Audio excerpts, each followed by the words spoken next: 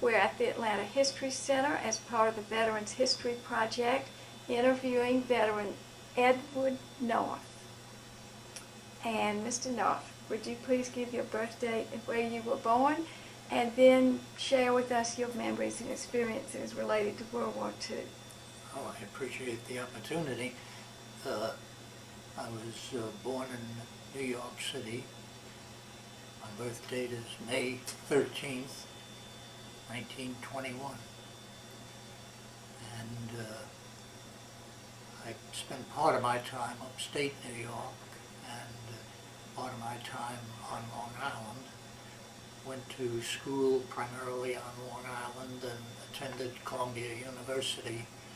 Did not graduate from Columbia, and World War II intervened. So I guess a logical starting point for this interview would be, where were you on Pearl Harbor Day? And I was home with my mommy, listening to the New York Giants, Washington Redskins professional football game on radio. We didn't have television. And they interrupted and said the Japanese had bombed Pearl Harbor. And I had no earthly idea where Pearl Harbor was, like most people. I'd like to say that the next day I enlisted in the Air Corps, but I was 20 years old. I had an automobile, I had a girlfriend, and I was having too good a time. But they caught up with me in relatively short order, and I entered active service in July of 1942. I took my basic training in Atlantic City.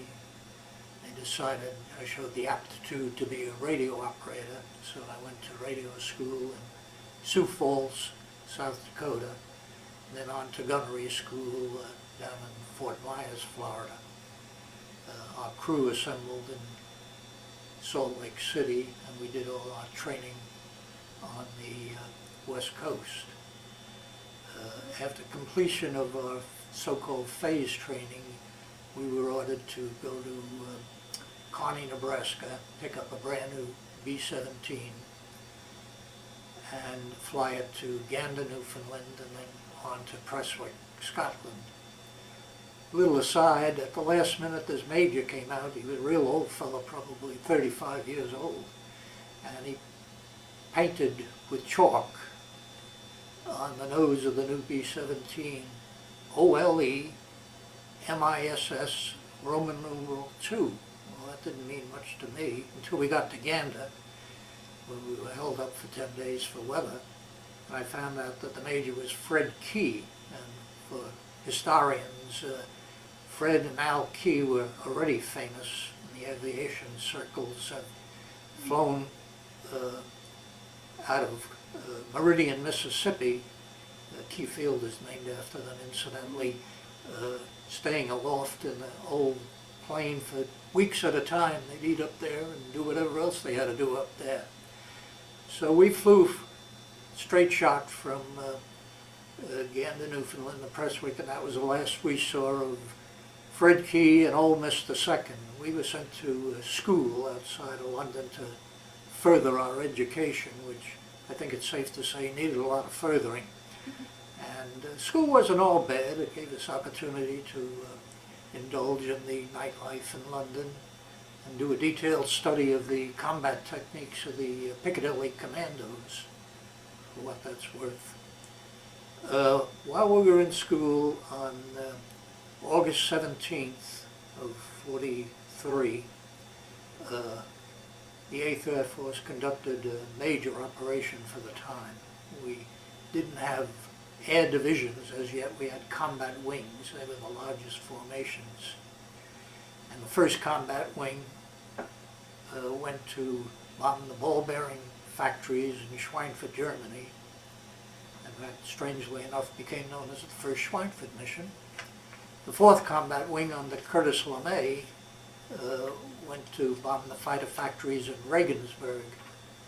And because this was such a deep penetration, instead of reversing themselves to England, they went on to Africa. But both wings got clobbered by the Luftwaffe, and particularly the 381st Bomb Group. They lost 11 ships out of 18. So the next day our crew and others were sent to the 381st as replacement crews. We flew our first combat mission on August 27th of 1943, and thereafter flew most of the missions conducted by the 8th Air Force. This included the great gas shortage mission to Stuttgart on September 6th of 43. In addition to concerns about fighter aircraft and flak anti-aircraft, fuel was a real problem. And I recall our ground crew chief said, "I'm not sure you guys can get there and back." But off we went anyway, and proved to be nearly true. As we came off the target, we began to sweat fuel.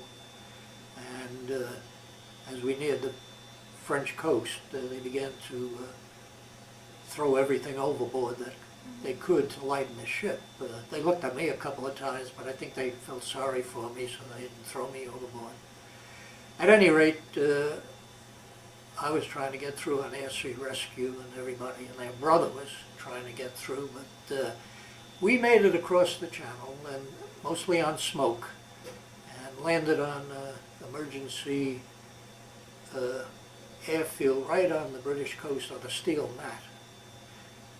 The first 2 weeks in October were very meaningful ones for the 8th Air Force and our crew. The success, I guess, could best be determined by the historians. During that 2-week period, the 8th Air Force flew 6 missions. I flew 5 of the 6. On the 2nd, it was to Emden, not too bad. On the 4th, it was Frankfurt, Germany. And that was the first time we encountered air-to-air rockets that the Germans had mounted on the wings of their twin-engine fighter bombers. And I remember very well our tail gunner all excited on the intercom saying, "They're shooting torpedoes at us." On the 8th of Friday was Bremen, and that was a horror. Very aggressive fighter attacks, tremendous flak. Our group lost 8 ships that day, 80 men went down, and we were happy to get through that one. The 9th was Anklin, way up near the Baltic Sea. That was the one they gave us a day off, I guess, for good behavior or whatever, so we didn't have to fly that. And we lost 4 more ships, the group. Sunday, the 10th, was Munster. And we were now organized into air divisions. We were in the 1st Air Division, and Munster wasn't all that bad. 3rd Air Division, and particularly the 100th Bomb Group, was a horror. My good friend Frank Murphy was shot down that day, and I fool around with Frank and tell him, "You know why you got shot down?" Because we called the Luftwaffe that morning, and we said, "Look, you're always picking on us in the 1st Air Division. Why would you pick on the 3rd Air Division?" They said, yeah, we always tried to be cooperative, and that's what really happened." Not true. We didn't fly for 4 days, and when we had the briefing, we were distraught to learn that it was back to Schweinfurt, back to the ball bearing works. And there were still a lot of people around who remembered the first Schweinfurt mission when we lost 11 ships. So I think all of us took extra precautions that day. I'll speak from a personal standpoint. The ground crew had provided me with a piece of steel armor plating which I can put underneath the open hatch in the radio room. And also had a piece of radio equipment called a frequency meter, which was very substantial. Since I was always vertically challenged, about 5'7" at the best, I could stand on the frequency meter on top of the armor plating and put my head out of the top hatch, with open hatch, and look around. If I saw anything that looked like danger, I could scrooch back down again like a turtle going back into his shell. Another thing I remember about the meeting was, the mission was we normally carried 8,000 rounds of 50 caliber ammunition, which was allocated to the various gun positions. This day we carried 12,000 rounds. Now, of the 12,000 rounds, they allocated 250 rounds to me in the gun in the radio room. I think the rationale was the less ammunition for Knauth, the less damage you could do to 8th Air Force property. Actually, it was pretty much a morale gun because I don't think the Luftwaffe was too concerned about my gun in the radio room.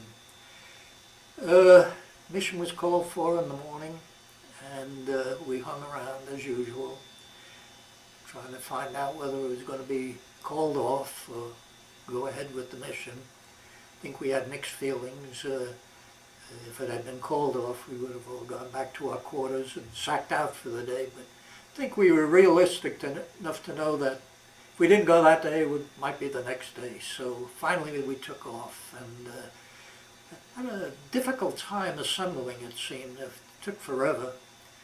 And I ought to bring in the 305th Bomb Group at this time. We were scheduled to fly as the low group in the 1st Combat Wing. The 305th was the low group in the 40th Combat Wing. And they were having more trouble than we were trying to assemble. Finally, they were partly over the English Channel, and they saw 2 groups, and the low group was empty, open. So they said, oh, well, that's where we're supposed to be. So they joined up, thinking they were joining up in the 40th Combat Wing. They joined up in our combat wing. So when we came doppling along, our place had been preempted. So we were being led by a fellow named George Shackley, who's still alive in Savannah. Shackley made one of the great decisions of his life. He decided to fly double high in the 1st Combat Wing. So normally you have a lead group, a high group, and a low group. So we had 4 groups in the 1st Combat Wing. And there were only 2 groups in the 40th, and they were supposed to be leading the whole kit and caboodle. The thing was being led by Colonel Bud Peasley, who's better known as Two Cushion Peasley. He's even smaller than me. And the report was he had to sit on 2 cushions to see out in the B-17. So there was a lot of confusion. He turned over to the mission lead, to Colonel Milton of the 91st, and there was a lot of meetings after the mission to really see what had happened. But at any rate, we were told that we would have P-47 fighter aircraft from the Dutch coast to the German border as escort. Then from then on we'd be on our own. Well, from the French coast to the German border, I didn't see anything. It was of concern. Didn't see any P-47s either, I might add. When we got to the German border, there was a shootout at OK Corral, all the way into the target, just countless fighter attacks, and B-17s going down all around us. We mostly saw the 305th, which had taken our place inadvertently. They ended up with only 2 ships, all the rest were shot down. So it's little things like that. If we had been where we were supposed to be and they had been where they were supposed to be, maybe we would have only ended up with 2 ships. We made it into the target, dropped our bombs, and as we came off the target, our tail gunner said we had a fighter on our tail. Within seconds he hit our #1 engine and did considerable damage. We tried to shut it down, couldn't shut it down, or feather it as we say. And that's when I knew I was in trouble. It had tremendous vibration. First I thought the engine was going to tear off the wing, then I thought the whole wing was going to come off. So our pilot, Dave Hutchins, did a wing over and dropped from about 22,000 feet to about 10,000 feet.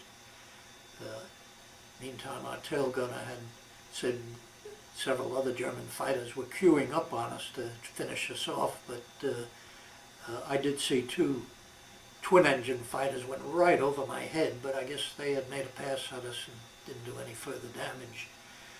So there we were. It looked like a decision had to be made. Do we bail out because of the #1 engine and the horrendous vibration?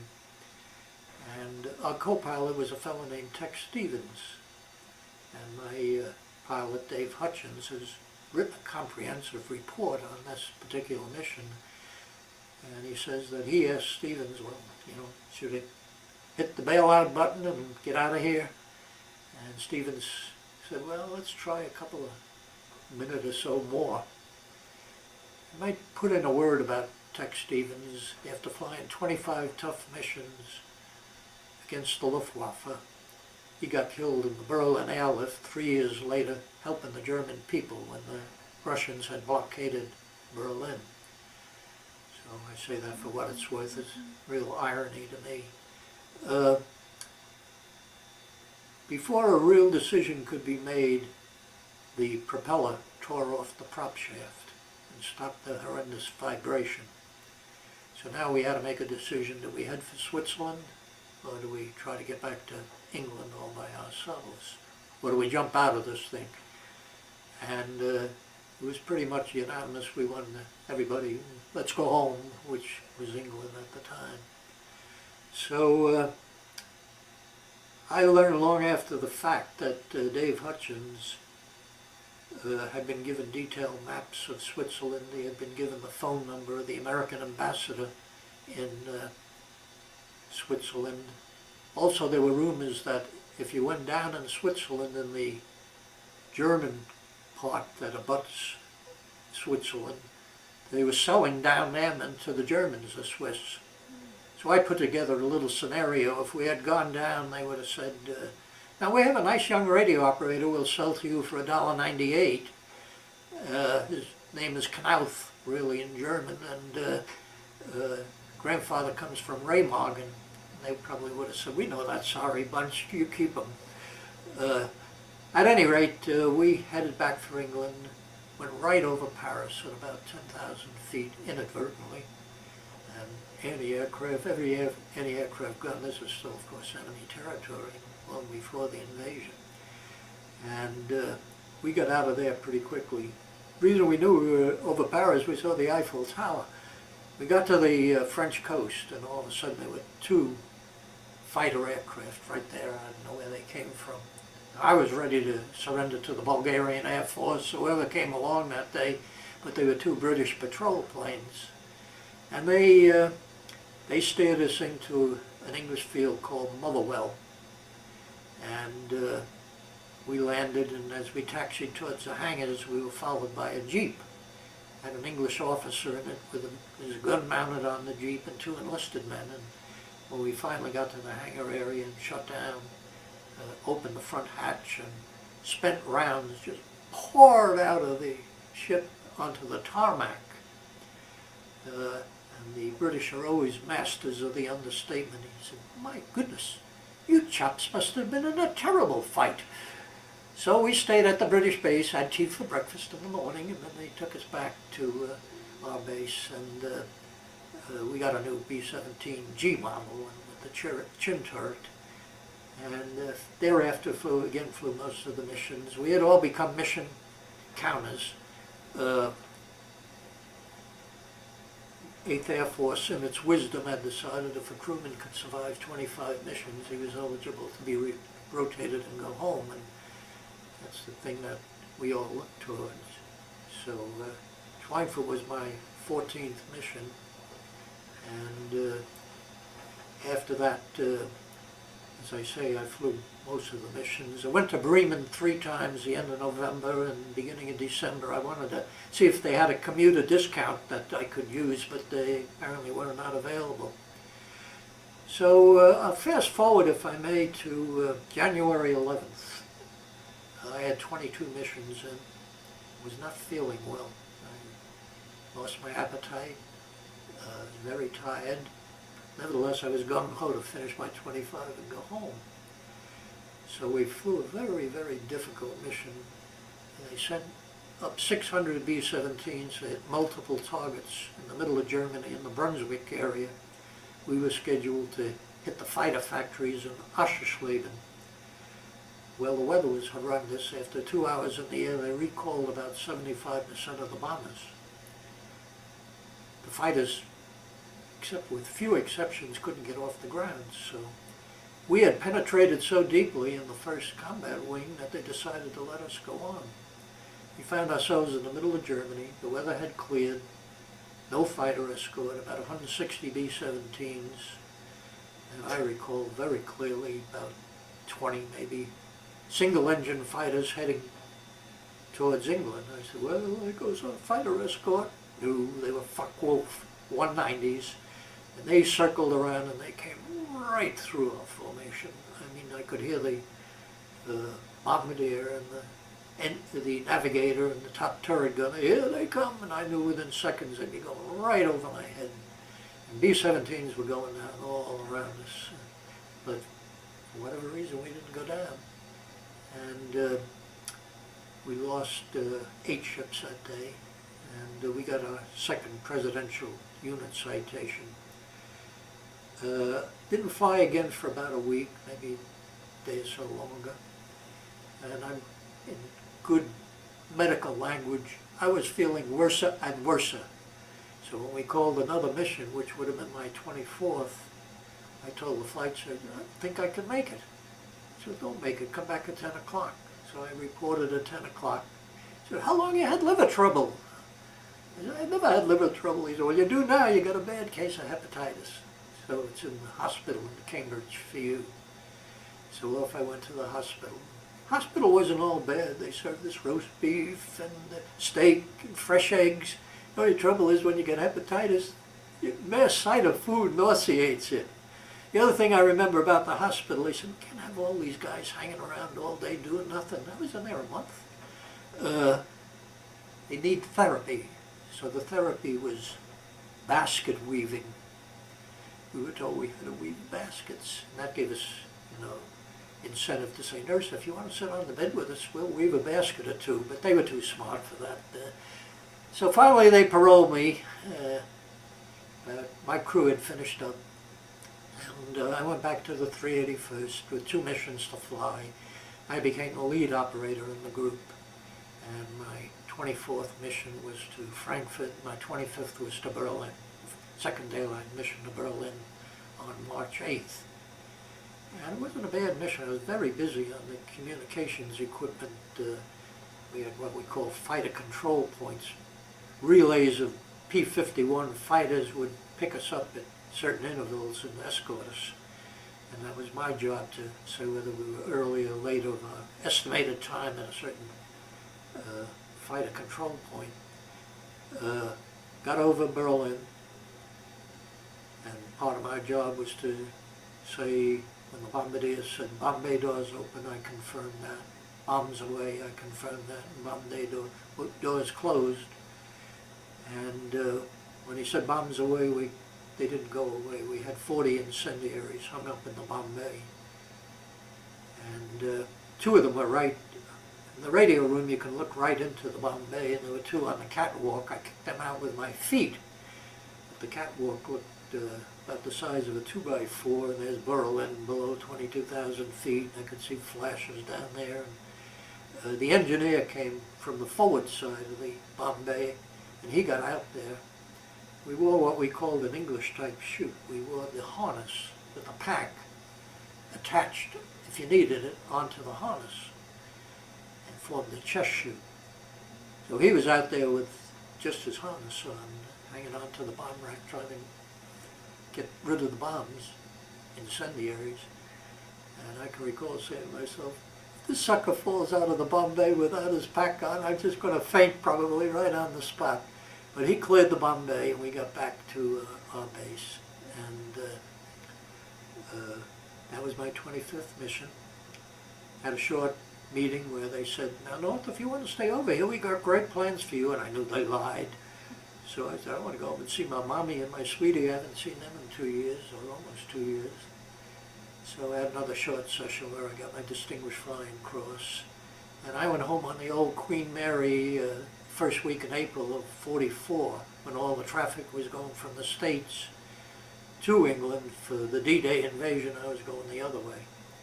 After that, I was in a number of different bases. Most of my time was at Hunterfield and Savannah, which was still port of embarkation for the European theater.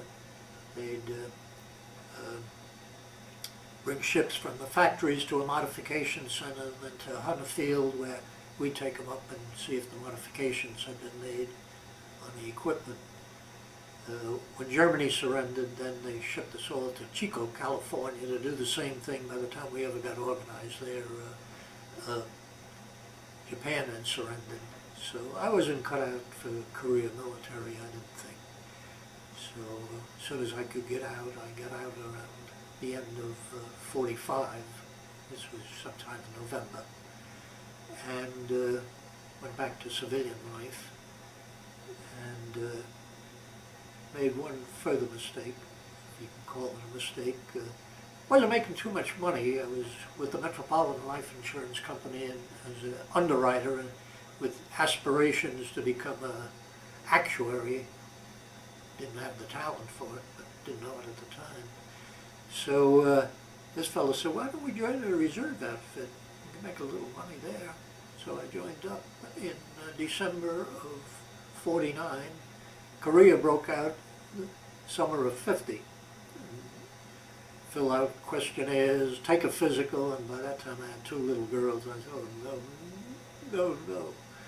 But at any rate, they never called me back. So when my time was up in the reserve, another 4 years in the reserve, they said, you want to join the Girl Scouts? I said, I'm joining anything.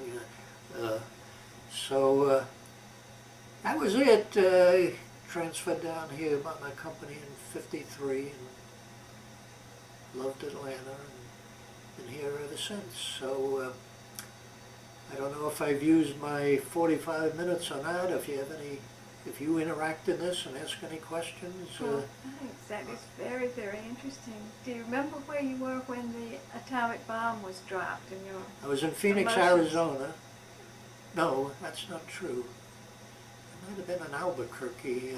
But what I do remember is when Japan surrendered, which was only a short time after that, everybody in the country was celebrating, but they closed down the base. We weren't allowed to go off the base, which is probably a common sense thing.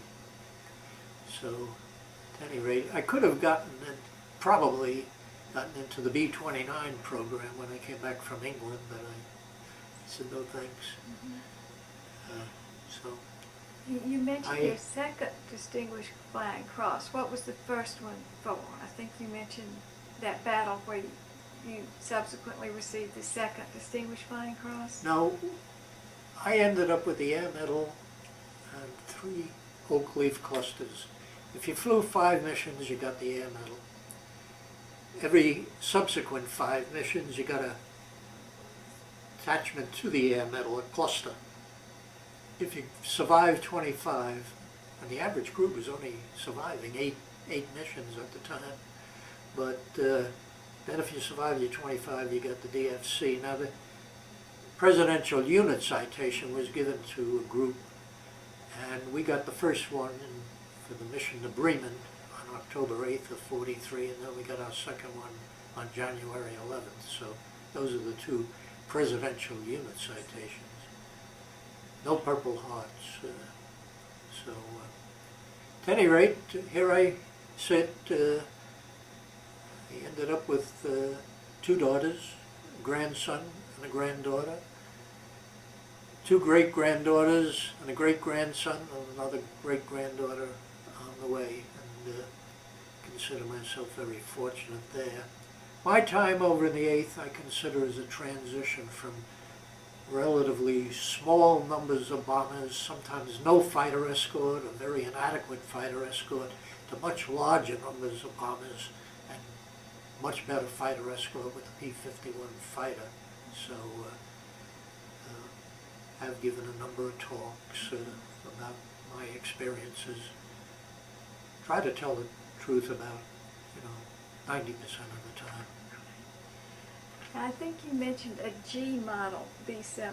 Yeah. Do you want to mention what is the difference in the model? An F model was, of course, earlier than the G.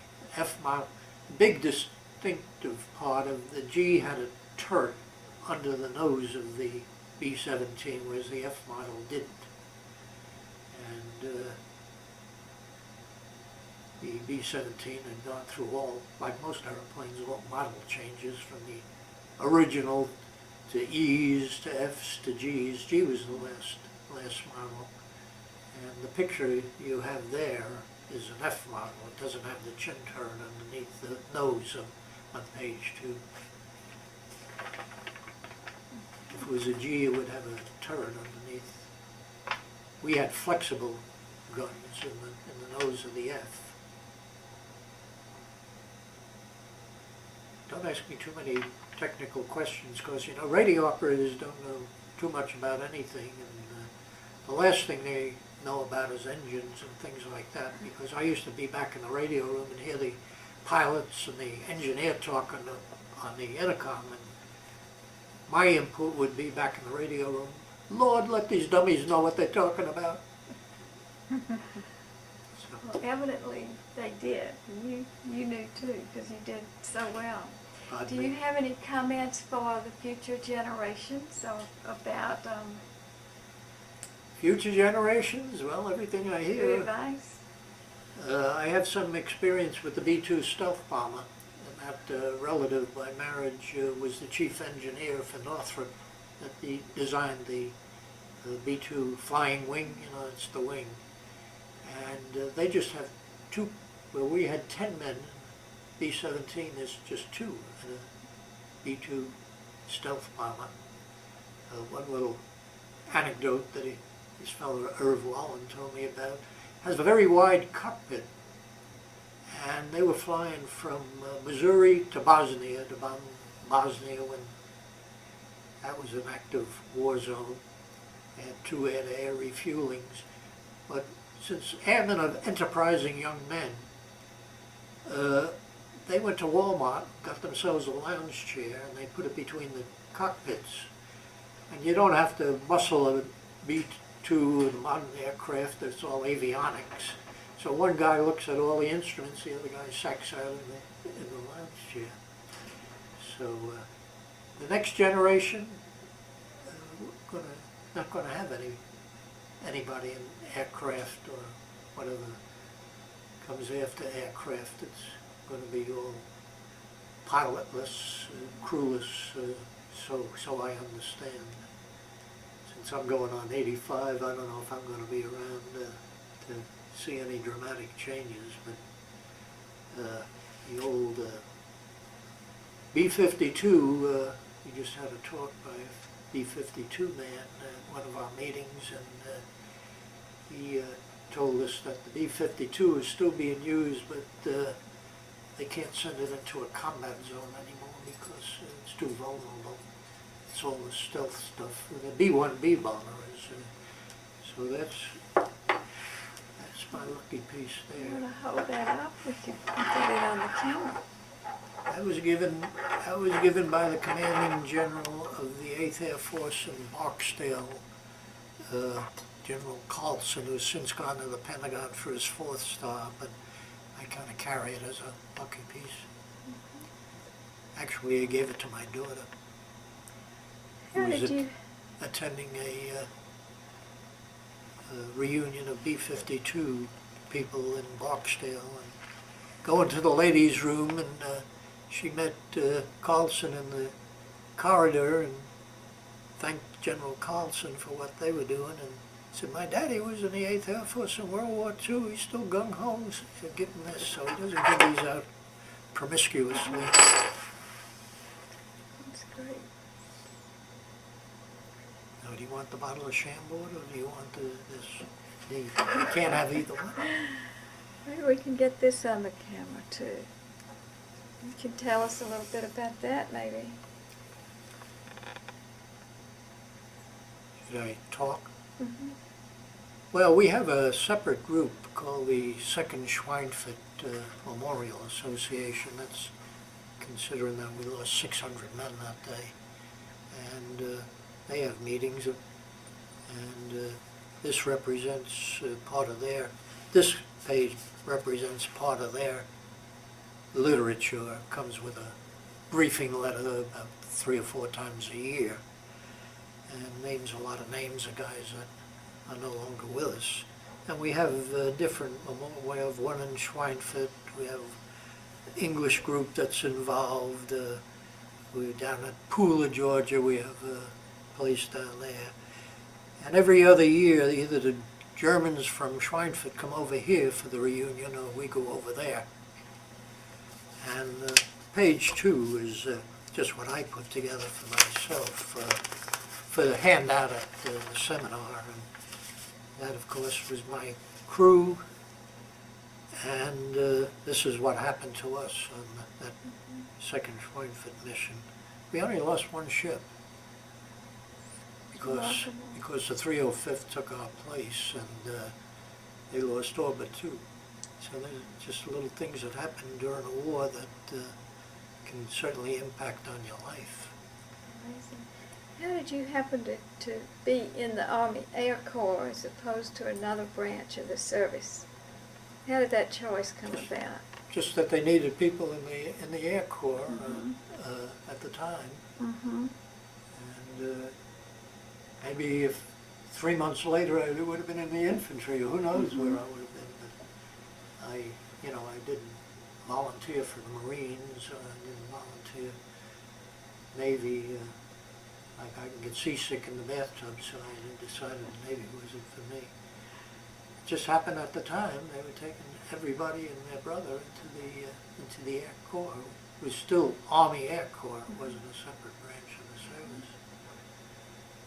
You want to tell us a little bit about Silver Wings, that organization? I know it means a lot to you, and you're very active. Silver Wings is not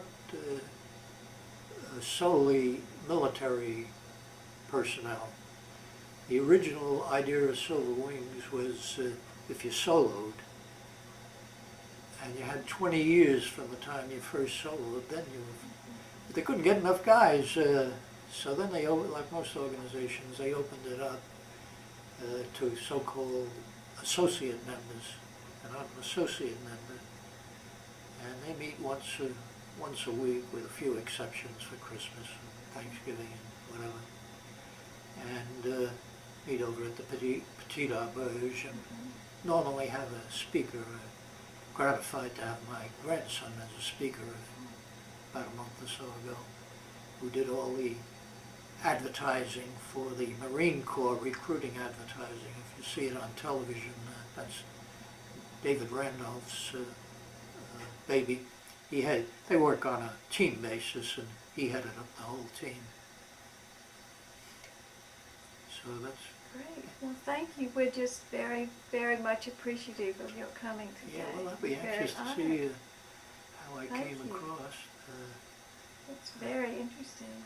Well, thank you. Not every day we get to hear a first-hand account of that kind of an experience. It's incredible. You want to keep this? Yes, thank you. Sure. That would be great. Well, thank you again. But I got to take the Chambord back because she said she wanted. Oh dear. Well, no, I was thinking if she has the Chambord in the paper, I'll take the coin thing. You know what my daughter said to me? Now, Daddy, don't give this away. She said, you give everything away, which I do. Yeah. But I don't dare. If it wasn't for her, I know. I'd give it to you. What would you do with it? I don't know what you do with it. Women are just collectors. I know. Well, thank you very much for your time. So very much. This is just wonderful. Thanks, Mr. We'll see how it comes out. Yeah. Well, we normally identify crews by the pilot's name. For example, somebody wanted to refer to us, we were Hutchins' crew, and there was Claw's crew. And we went all through training together out on the West Coast, and went to England at the same time within days of each other, and ended up in the 381st Bomb Group. And then they were flying missions and we were flying missions, and they were a little bit ahead of us in the number of missions flown, nothing dramatic. And on January 4th, there was a mission to Kiel, Germany, and we were not required to fly that day. So we hightailed it for, I guess we went to London. And when we came back, a young English boy, these young English kids lived with us practically, to eat with us and all. And they said, Claw's crew went down. What?